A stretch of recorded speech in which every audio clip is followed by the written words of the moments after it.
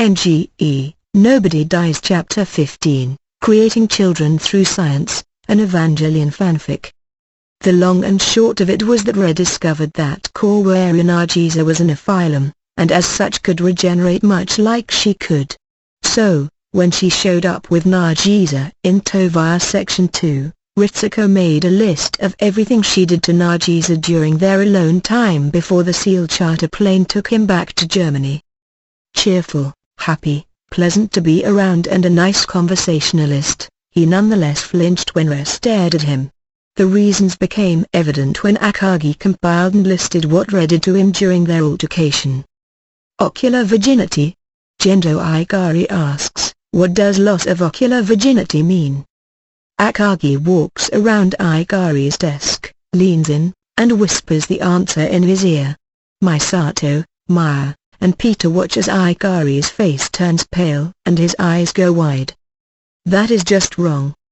The school bell rings, the classrooms assemble, and Hikari Hiraki bellows the morning routine of stand bow sit as Shinji promptly opens his notebook computer and finds a message waiting for him from Miyaki.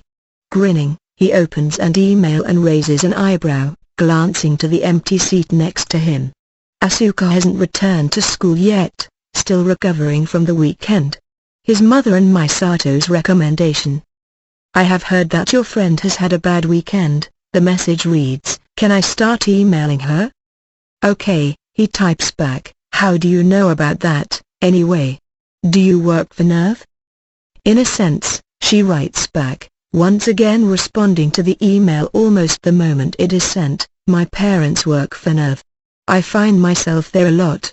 You seem to be happy with your work at NERV. He sighs. He looks around, staring at the other students. If her parents work for NERV, she should be in this school, shouldn't she? He sees Hikari typing, sees Mana staring at the teacher as if she could get him to explode. Resn't here, and Kensuke is typing something on his keyboard. It couldn't be him, could it? Has he been pen-palling with Kensuke Aida for the past 10 years?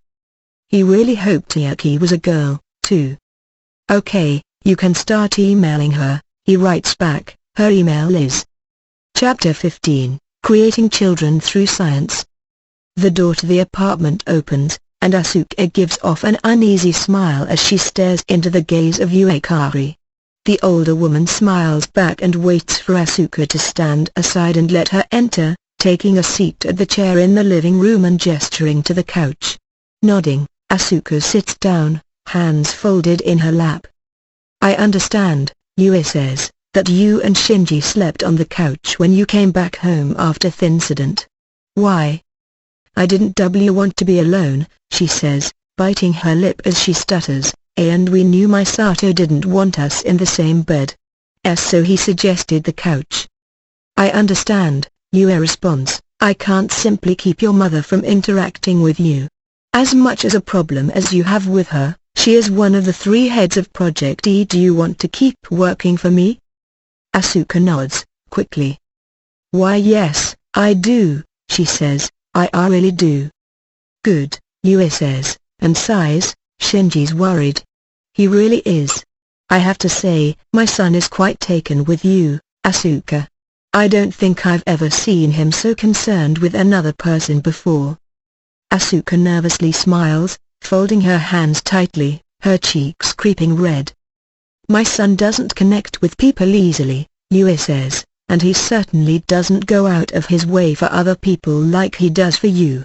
I think you've managed to make him a better person, Asuka. Remember that I appreciate that. Asuka nods, tapping her fingers as Yui stands and pats her on the shoulder. I'll see you tomorrow, she says, go back to school tomorrow. Asuka. Okay? Yes, Mom. The door shifts and shuts as Yui walks out, footsteps echoing as she walks to the elevator. Sitting back on the couch, Asuka lies back and stares at the ceiling. Yuri was good to her yesterday.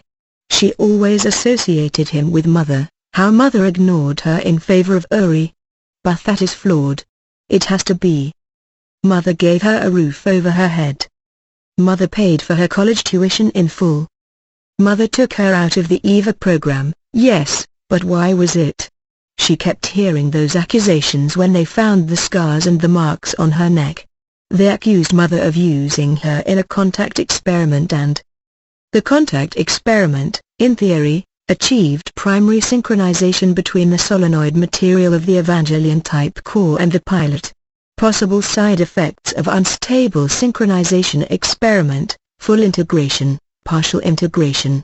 Partial integration involves direct imprinting of the mental patterns of a pilot on the core via direct electrical impulses, theoretical soul, being removed from pilot. Blue eyes open. That's it. Attention students. Ikari, Shinji, please report to the Vice Principal's office. The doors to the office open as the later afternoon sun shines through the windows. What should be the Vice Principal's office has been co-opted for today, and Shinji finds himself staring at his mother and Dr. Akagi. "Mum?" he asks, "you needed to speak with me?" "We both do," Ritsuko says with a sigh. "Shinji, close the door. Make sure it's locked. We're in a dead zone of surveillance and we need to speak with you about something urgent." He nods, closing the door and bolting it. He takes the chair across from the desk and sits across from his mother. "Shinji," she says, "who has been missing from Nerve since you came here?" "I'm sorry?" he asks. "Most of the Japan staff transitioned into Nerve. Except for one. Who is missing?" He thinks, furrowing his brow, and turns first to Ritsuko, and then to his mother. "Auntie Naoko," he says. "Correct," Ritsuko sighs, "my mother. I find it odd you haven't been curious, as I remember hearing she was quite taken with you." He grins with a laugh, scratching the back of his head. "Well, I haven't seen her since I was 6, he says, "so, yeah. I do remember her a little. She worked with my parents and seemed to have an endless supply of lollipops. I just guessed that she moved on to another project." Yua sighs, biting her lip as Ritsuko pats her on the shoulder. "Shinji, Naoko Akagi committed suicide around the same time I sent you to live with your aunt and uncle." His smile disappears. His face turns ashen and his eyes go wide at the new nugget of information, his hands curling into balls as he waits for her to continue. "What?" he asks, "what happened?" "My mother was not all there," Ritsuko sighs. "We saw her journals and there was something quite wrong with her. She committed suicide because she was obsessed with your father. There's no easy way to explain it except that she was obsessively in love with him and had a plan. And that plan was part of the reason we sent you away," Yua says, "and part of it involves Ray." He waits. Hands grip the armrests of his chair and he breathes deeply, before he centers his gaze on his mother. "What plan?" he asks, "and what does Ra have to do with this?" "I know Shsod, but..." "Because of what she is, Shinji," Yua says, "now you must listen. And not repeat any of this to anyone. Because I am going to tell you who created Ra. And why. And why that is exactly why you were sent away for your own safety."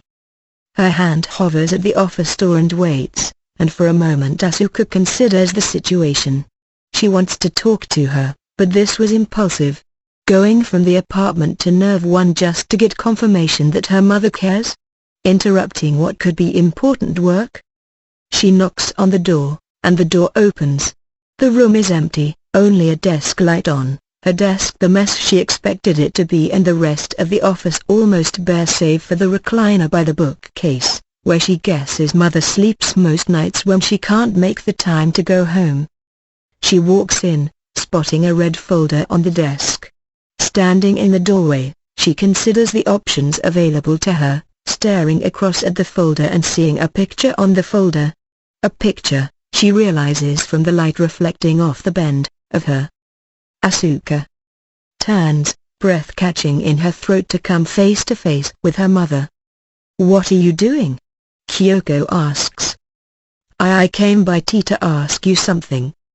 Kyoko sighs and walks in, walking past her and closing the folder.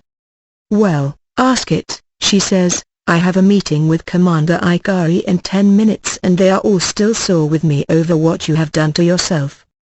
Asuka pauses, feeling the venom on Mother's voice. Whether directed at her or herself, she can't tell. "Mother," Asuka says, did you take me out of the EVP program to keep me from having a partial integration with Unit 02? Kyoko looks up from behind her glasses. The woman goes silent, hands gripping the folder. Her gaze levels on Asuka and Asuka visibly folds in on herself, averting her gaze and trying to shrink out of sight. "Do not ask me about that," Kyoko says, her voice low, steady, and dangerous. "Never speak to me about this subject, are we understood?" "Yes, Mother." She turns, and Kyoko is in front of her, her mouth a thin, straight line. "And if you must know," she says, "I kept you out of my Unit 02 to keep your mind from being stuck in it. I would not damage my masterpiece like that." With that, she walks out, disappearing behind the next corner. Hands clenching into fists, breaths sharp and short, Asuka closes the door behind her and walks into the corridor. She walks towards the lifts, towards the exits of the G-front so she can return to the apartment. To home. Her mind folds on itself, conflicted. Should she be happy? Technically, it means her mother cares for her, doesn't it? She did not want her to be crippled by Unit 02. But only because she's useless for it, right? Hey. Turns and locks eyes with green ones behind glasses. Mari Makanami smiles, a flighty, chipper grin as she greets her. Asuka forces a smile back, trying not to let any words about that girl come out of her mouth, to maintain what dignity she was fleeting scraps of left. "Hi," Asuka whispers. "You're looking in the dumps," Mari says, "I just finished a sync test. How about we grab some lunch? I found her about 10 years ago, after the operations were finally done," Yu explains, tapping her fingers on the desk with a sigh. "Noko had a tendency of disappearing off the radar for hours at a time, and I was concerned. So, I trailed her. She had a lab tucked into an alcove of terminal dogma, just a few levels above the absolute bottom of the G-front. There, I found her." Shinji watches with rapt attention, saying nothing. Needing to say nothing. "Shinji, as nice a person as Noko was to you," Yui continues, "she had issues. I read a journal she had kept in her lab. What was in it was disturbing. My mother sabotaged the Unit 01 contact experiment," Ritsuko says. "She wanted to make sure your mother was completely absorbed by Unit 01. She was obsessed with Commander Ikari and wanted him to herself." Yui sighs as Shinji stares at Akagi, waiting for him to turn back to her. "When I survived the experiment," Yui continues, "she turned to Plan B. She was going to make a child, based partially on my DNA and partially on the organic material the Evangelions are constructed from, and let her loose. She would kill you, and kill me, before she would be destroyed by Noko, who would claim your grief-stricken father for herself. When I found her and alerted your father, Noko threw herself off the highest level of Central Dogma. Rather than destroy her because she was to an extent my daughter, I convinced your father to take her in. But since she was created to kill me, you had to send me away," Shinji finishes, "to make sure, right?" Yui nods. "And since you were aware of what Re can do, I couldn't bring you back," she adds, "not without having to put her out. It wouldn't be fair to either of you. Do you understand?" He nods, silent. "And Re's no more a danger to you than anyone else," she continues. "I know," he says, "you wouldn't put her in an EVO if she was, would you? So I guess it's a little much to take in, Mum." She nods. "I felt you deserved to know," she says, "if you'll excuse us, Shinji, Ritsuko and I need to talk. You should probably head to Nerve. I think Asuka is there." He nods, and walks out. The door shuts, Ritsuko walking over and locking it before she turns to Yui. "I think he wanted to apologize to you," Yui says. "For Mother?" Ritsuko asks with a grin. "Please. I don't think there's a single person who's sorry that old hag died. Does he get to find out how she really died at some point?" Yui shakes her head. Let's cross that bridge when we come to it. Since her earliest memory, she has hated this girl. She could never say why, but she hated this girl.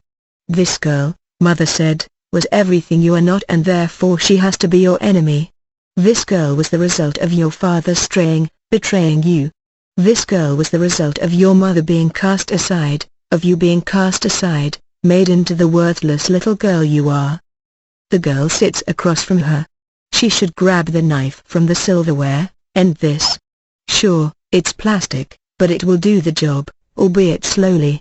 End the charade, end the torment, maybe then mother will stop pitying her.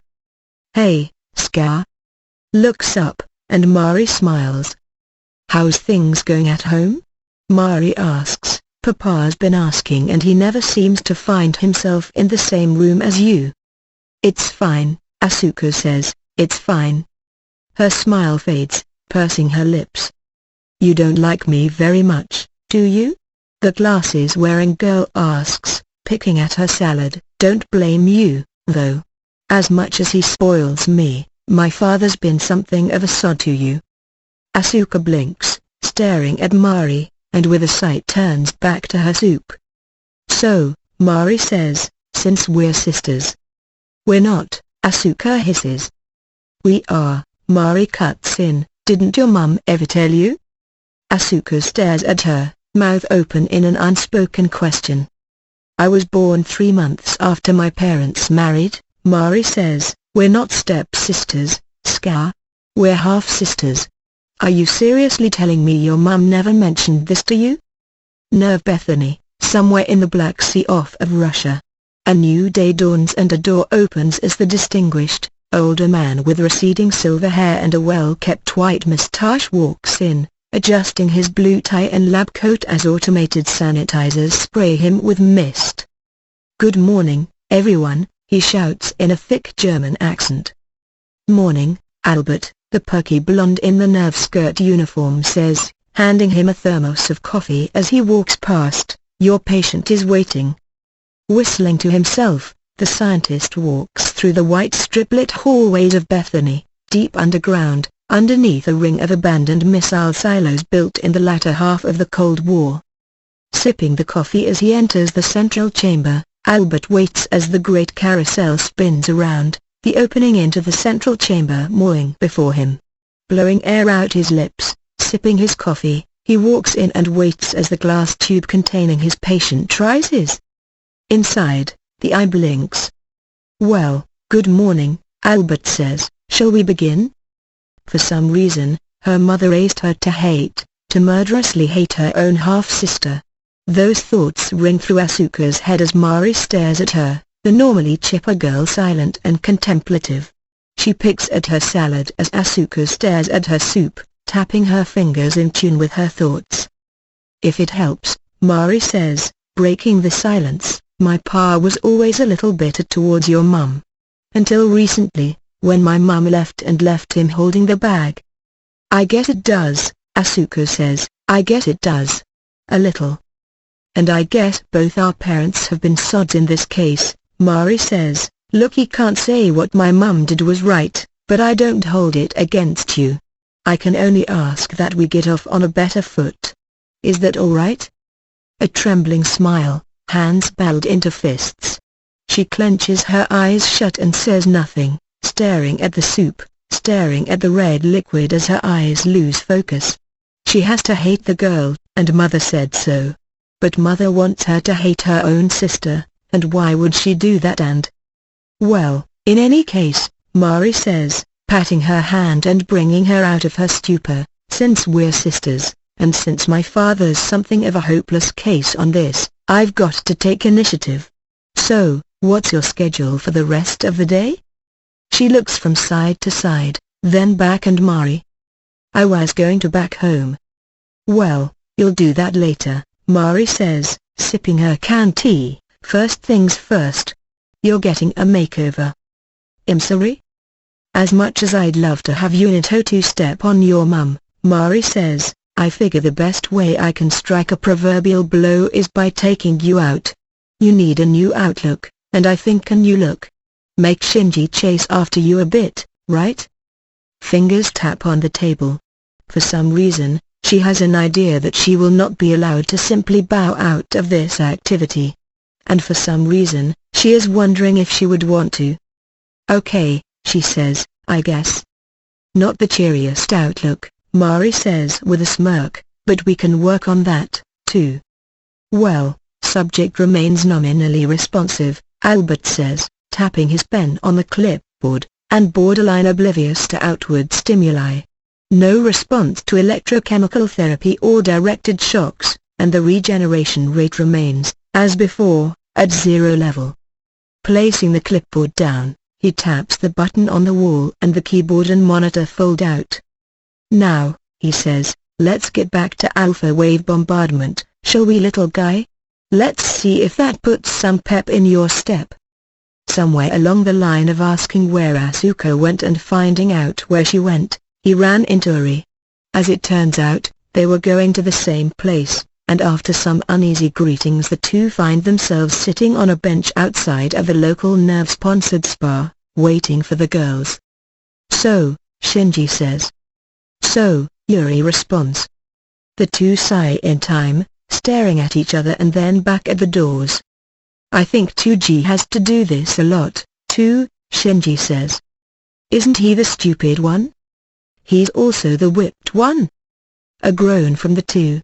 Shinji sits back as Yuri leans forward, his elbows on his knees, and as Shinji notices, still in his nerve uniform. Sighing, checking his phone and the time, he rolls his head and puffs hair through clenched teeth. "Do you own any clothes other than that?" he asks. "Would I need to?" Tapping his feet, clicking his tongue, bored out of his mind. Shinji finally leans forward and turns to Yuri. "Thanks," he says. "For, Ikari?" "Last night," Shinji says, "look, don't have to get along, but what you did for Asuka made her day. Made her week, really. Maybe more than that. Butch was happier than I've seen Harry guess forever." A small smile graces Yuri's lips. "I guess I should thank you, too," he says. "You make my sister happy, Ikari. I appreciate that." Shinji grins and pats Yuri on the shoulder. "You look like you could use someone to listen," Yuri says. "Just heard some things today I'm not comfortable with," he says, sighing. "Ever find out someone you cared about wasn't what you thought she was?" "I have a feeling I am finding that out more and more," Yuri says, a small smile crossing his features. "I don't think I've really talked to Mother since we found out about Asuka. What about you?" "My aunt wanted to kill me." Yuri stares at him. "The woman who raised you?" "No. My godmother," Shinji says. "She wanted to kill me, and my mother, and have my father to herself. I try wrapping my head around it, but I can't. How does someone do something like that?" Yuri sighs, staring at the doors. "How does my sister scar herself for years on end without anyone knowing?" he says. "How does my mother ignore these signs in favor of her work? How do I not notice that the girl I pilot Eva to protect is hurting?" Another sigh, another glance at the doors. A small smile and a glancing at Ikari, and he pats him on the shoulder.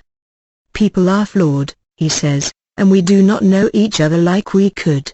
But once the lines of communication are open, the only thing we can do is try." "The hedgehog's dilemma," Shinji says. "People want contact, but are afraid of being hurt." He grins, folding his hands on his lap as the doors start to open. "The only way to solve it is to reach in."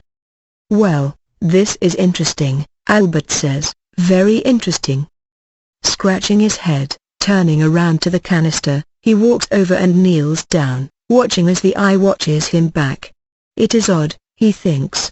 There is a definite reaction, but he can't be sure what the reaction from the eye and the mass on it is. But still, if it can react to some level of stimuli, then it can certainly show some level of awareness. What was that? Albert asks himself, walking over to the console and bringing up the intercom. "Tracy? I think we need to cut power to the experimental chamber. Something is not right with the patient." Asuka smiles. It is the warmest, most genuine smile he has ever seen on her face, as she stands in front of him in the open doorway of the spa. Her cheeks are practically glowing, her eyes slight as his own eyes go wide, and a small laugh escapes her lips as he nervously scratches the back of his head. And for the crowning touch, Mari says, in addition to the facial treatment and conditioning, I also found that Nerve's merchandising department does a little in the area of hair decorations. The contact barrettes, I think, are the nicest touch. Her hair is falling into a loose braid down to the small of her back, 2 cherry red barrettes on the top of her head, clips parting her mane into an elegant, triple wave. Yuri laughs, smiling, showing teeth and wrinkles around his eyes. Oh, Mother's going to pitch a fit, he says with a laugh, but I find myself not caring. I'll let Ikari do the talking for this, thank you very much. Shinji glares at him and relaxes, turning back to Asuka with a smile. He walks over, finding his hands in his soon enough, and finds his smile matching hers. I think you look stunning, he says. Really? Really, he says, Soy was going to go back to the apartment and cook dinner. Think they'd like to tag along? They turn, to find Ori already being interrogated by Mari on whether he thinks her makeover looks nice and trying to back away from anything conclusive. The sun is already setting over the fortress city, and the builds are already moving to their nighttime configuration. God's in his heaven. All is right with the world. The hand taps the controls. One eye already bleeding, fried in its socket from just looking at it, and his glasses hanging off his nose, his hair seared off half his face and choking on his own bile, he stares at the screen. Please, this is Nerve Bethany, Albert says. Nerve 1, please listen. Base has been compromised. You have to prepare for the worst. The experiments have reached a unstable stage and subject has shown signs of awareness. The light behind him is growing in intensity. His assistant is a mass of burnt leather on the wall, the other scientists reduced to component gases when it began to stir. The light is blinding, as he turns back to the central pillar, as the final seals are broken. Final system unlock, the gentle voice whispers, access granted to Acheron. It is a gentle, motherly voice, he thinks. It is also the last voice he will ever. In the artificial island in the middle of the Black Sea, night becomes day. The circle of silos surrounded by great pillars of black metal are still as the light beneath it glows brighter and brighter. One by one, the covers of the tunnels deep into the earth pop open, each seal giving way to the terrible force beneath it. A pillar of light blasts through the center of Bethany, the black metal buckling and the melting as the first inches of the prisoner emerge. Inch by inch, foot by foot, it rises as the island buckles and melts, the pillars collapsing as it rises into the air. 2 eyes long subdued by light and power open for the first time in so very long. He is now aware once more. I am the Alpha. I am the Omega. In Nerve 1, changing into her plug suit, Rayanami's eyes go wide and she clutches her head. I am the origin and the destination. In the cages, Unit 00 and Unit 02 raise their heads. Unit 01's eyes glow yellow. And I have become aware once more. You are, all of you, garbage. All around the world, 9 incomplete beasts open their eyes and breathe silent roars. Throughout the world, still dormant, the remaining messengers become, for one brief moment, aware. And shudder. Korwarinarji's eyes go wide and he stands up straight in the middle of the estate grounds, his silent reverie failed as he recognizes the voice from the memories before his waking life. Father. And over the remains of Nerve Bethany, in the boiling Black Sea, the giant of light holds out his arms and roars the waking scream. I am he who is named I am. My feet shall walk the breadth of the base earth once more. My mission shall not end with death. I shall seed the ground with new truth. and that which has come before and from me shall bow in worship.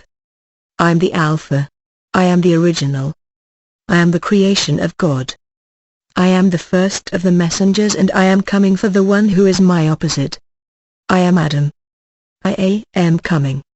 The light reaches a blinding crescendo, the roar a righteous scream.